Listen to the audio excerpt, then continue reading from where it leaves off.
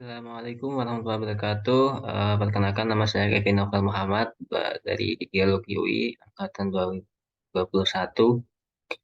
Ini saya akan menjawab beberapa pertanyaan seputar geologi teknik mekanika batuan.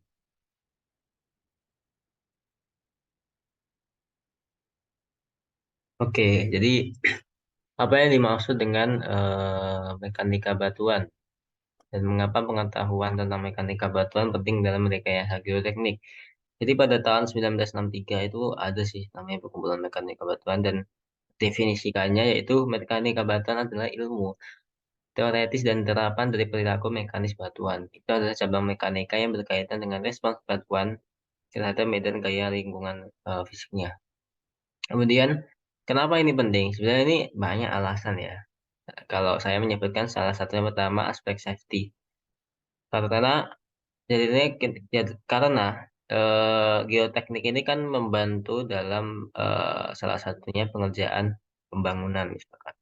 Kita harus tahu bagaimana batuan yang berada di bawahnya untuk keselamatan. Kalau misalkan kita tidak memperhatikannya dan tanahnya itu tidak bagus, ya bangunan akan roboh dan membuat korban jiwa kan bisa aja. Kemudian kedua dalam sustainability.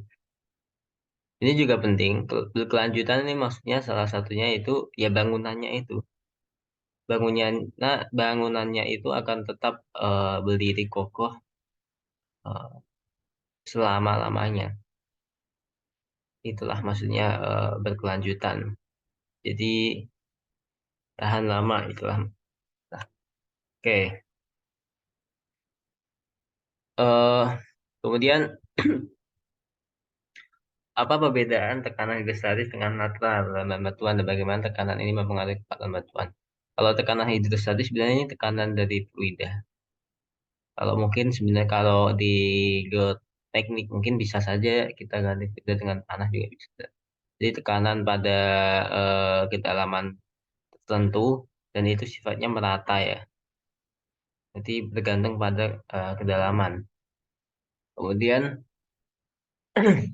efeknya itu apa? Ya, efeknya ya batuan yang di bawahnya akan lebih padat kan karena pembebanan. Tapi bisa saja batuan itu bisa retak atau terjadi fracture karena tingkat elastisitasnya juga sudah hilang.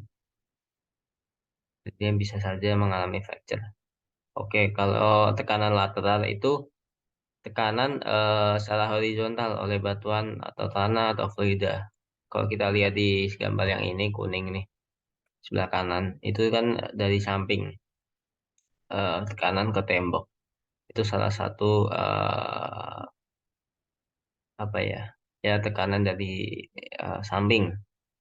Tekanan dari samping ini juga akan mempengaruhi batuan lah, eh, akan mengurangi kekuatan batuan. Jadi ya itu harus diperhatikan. Contohnya yaitu dalam pembuatan bendungan misalkan ya. Itu kan harus kita memperhatikan bagaimana tekanan dari samping air itu bekerja kan. Atau misalkan ada deformasi batuan dari misalkan ada sebuah gaya compression atau ya gaya compression. Jadi dari kanan dari kirinya batuan kemudian memberikan gaya samping. Itu juga bisa. Apalagi nih, apa yang dimaksud dengan kekuatan tarik batuan? Jelaskan faktor-faktor apa saja yang mempengaruhi kekuatan tarik batuan. Atau ini eh, tensile strength. Jadi kekuatan tarik batuan didefinisikan sebagai gaya tarik atau yang diperlukan untuk memecah sampel batuan dibagi dengan luas penambang sampel. Sebenarnya simpelnya yaitu eh, kekuatan untuk menahan ya, seberapa tahan untuk ditarik. Jadi, faktor yang mempengaruhinya bisa dari struktur mineral, porositas, water content, suhu, struktur, misalkan ada kekar itu juga sangat mempengaruhi. Jadi semakin eh, besar kekuatan tariknya ya semakin susah untuk ditarik gitu teman. Kalau struktur mineral ini juga penting karena ya tadi struktur mineral ini misalkan antara strukturnya clay sama strukturnya pasir itu kan juga beda. dan porositas. Porositas ini karena banyak ruang kosong sehingga eh, antar molekulnya kan pasti berbeda kan gaya tariknya. Ada yang ruang kosong sehingga kalau porositasnya lebih gede ya lebih gak kuat kan kayak ruang tariknya. Water konten juga suhu. Oke. Kemudian bagaimana cara mengukur kekerasan dan ketahanan arus abrasi suatu batuan? Mengapa hal ini penting dalam rekayasa geoteknik? Em, untuk mengukur kekerasan batuan itu dapat dilakukan dengan menggunakan skala Mohs terus pertama. Kemudian juga bisa menggunakan uji kekerasan menggunakan alat Smith-Hammer. Kemudian untuk abrasi sendiri itu bisa menggunakan alat uji ketahanan arus seperti Los Angeles Abrasion Test. Itu tesnya itu memasuk di caranya itu batuan dimasukkan kemudian digiling. Kalau misalkan kerikil-kerikil yang banyak hilang makin banyak berarti semakin rendah ketahanan ausnya. Kenapa ini penting ya? Penting sih sebenarnya. Jadi ini penting untuk rekayasa genetik karena ya kita harus tahu kan batuan ini sifatnya seperti apa. Apakah keras? Kalau kekerasannya rendah, tidak mungkin kita menjadikannya sebagai pondasi di bawahnya. Itu. Kemudian batuan yang gampang abrasi, contohnya juga ya kalau misalkan taruh untuk sebuah penahan, kalau misalkan gampang terkikis ya, ya sama aja sebenarnya. Jadi ya harus perhatikan. Menjelaskan perbedaan antara deformasi elastis dan plastis dan mengapa hal ini penting untuk rekayasa geoteknik. Kalau elastik sendiri itu kalau kita lihat di grafik stress vs strain ini, jadi eh, awalnya kan itu sama ya, stres dan strainnya seimbang. Ya hampir sebenarnya lebih ke stres sih. Tapi kalau kita lihat di sini nih, jadi elastis itu eh, karena lebih dominan stresnya. Jadinya tidak ada yang jauh berubah gitu. Maksudnya akan kembali ke bentuk aslinya ketika terkena gaya. Jadi misalkan ada batuan padat ya ketika ketika ketika terkena gaya dia masih mempertahankan bentuk awalnya gitu. Tuh. Kemudian untuk plastic work deformation ini ketika dia sudah terkena terus-menerus sehingga ada di mana titik sudah melewati elastisitas menuju plastis. Jadi dia sudah seperti bisa dibentuk-bentuk gitu, seperti eh, apa ya permainan Play-Doh yang biasanya untuk anak TK. Ya seperti itu gampangannya. Jadi bisa dibentuk lebih gampang. Dan ada faktor-faktor lain kan seperti ada suhu gitu-gitu yang membuat lebih plastis. Kemudian ketika sudah mencapai fracture point, ini sudah terlalu besar sehingga ya itu akan mengalami patah karena ada hilang semua sifat plastis dan elastisnya. Oke, ini penting kenapa ya? Karena kita harus tahu kan kapan itu mengalami fase-fase tersebut dan batuan yang mudah kita harus eh, paham juga kan. Jadi kalau bisa elastisnya yang lebih eh, apa ya? Kita harus berarti harus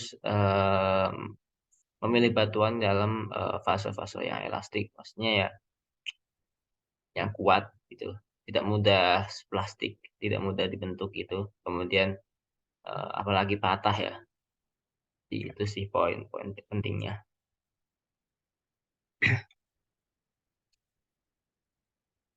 Oke, apa yang dimaksud dengan porositas dan permeabilitas batuan? Bagaimana porositas dan permeabilitas mempengaruhi penilaian geoteknik? Porositas itu kan pembanding volume total ya. Jadi ya dalam rongga batuan itu per volume total itu.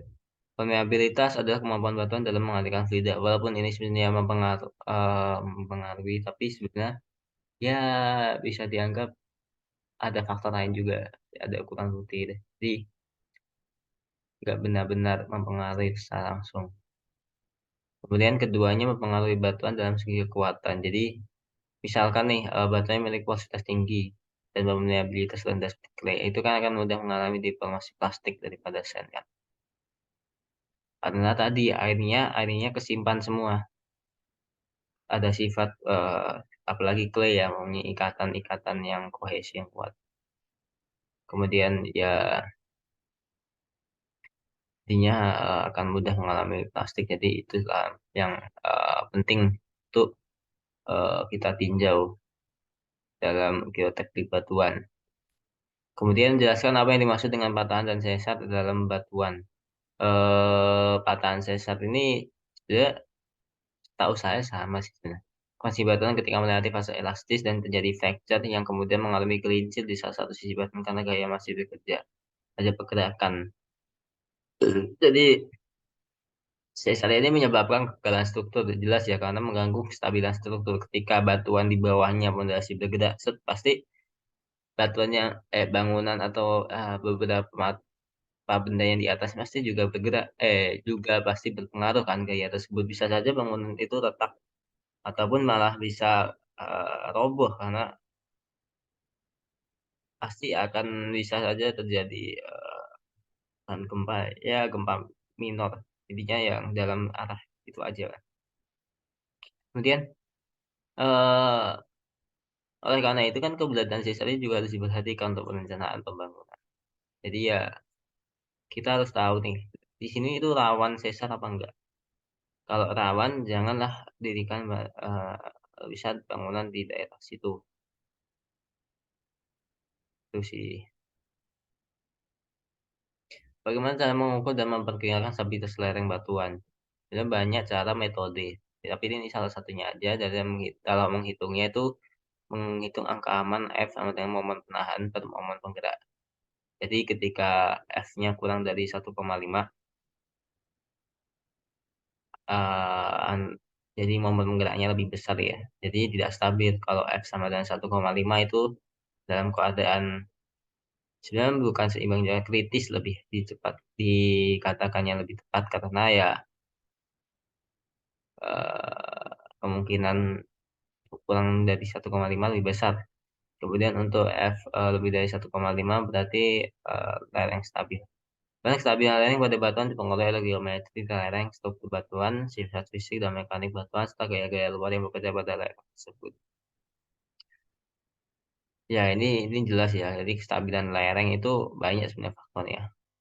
Dari struktur batuan, mana strukturnya, apakah padat atau lebih konsolidasi.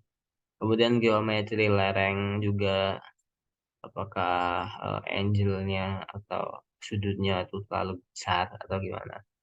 Kemudian sebenarnya ada juga banyak sih faktor-faktor seperti bisa saja dip, dip lapisan itu kan juga sebenarnya penting kan. Ketika eh, nya 0 atau ketika dipnya 90 derajat kan pasti berbeda dalam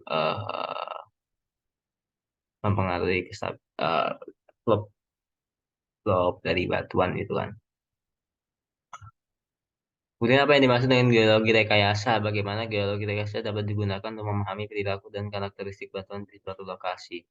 Geologi rekayasa ini adalah aplikasi ilmu geologi untuk membaca masalah teknis dan insinyur di dalam proyek rekayasa. Ya, ilmu ini mencakup pemahaman tentang batuan, tanah, air tanah, suatu lokasi dan bagaimana karakteristik tersebut dan mempengaruhi proyek rekayasa.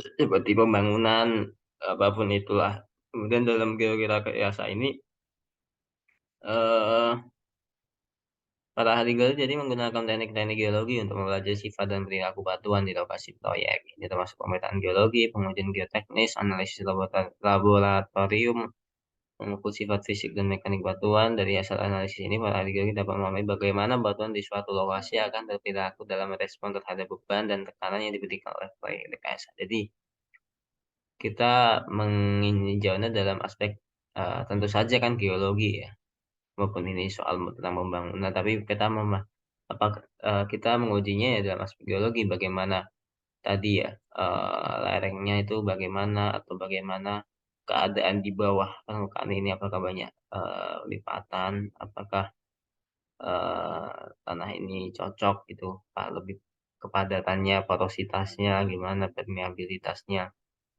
Gitu. Ya, kan apa yang dimaksud dengan sifat mekanik dinamis batuan? Sifat mekanis dinamis batuan mengacu pada respon dinamis batuan terhadap beban yang ditetapkan. Beban ini dapat menyebabkan batuan mengalami deformasi, retak, atau bahkan kegagalan total.